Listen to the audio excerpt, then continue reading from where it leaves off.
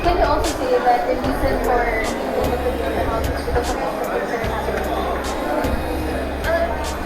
Yes, Like your patience and hard work and yeah, I've been wanting this ever since I was such a young girl. Like everyone knows that I've always aspired to be, to endorse products, to lead in movies and to do series. And I'm so grateful.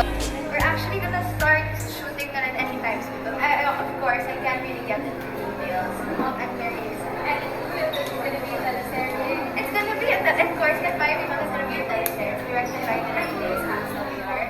I'm so excited. This is my second project with her, and it's so different. Before now, when we did a meeting with them, discuss na sa amin yung characters namin. It's so far from the projects I've previously done, and it's so exciting. And I hope you guys. It was my first.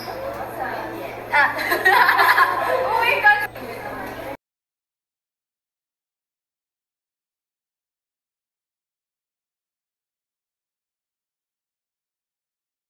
Baka masabi ko yung lineup dito. Pero yes, of course, part siya. And some songs from Daylight too. It's just gonna be an experience for everyone. Alright, thank you so much, Belle. Congratulations again. Thank you so much. Thank you.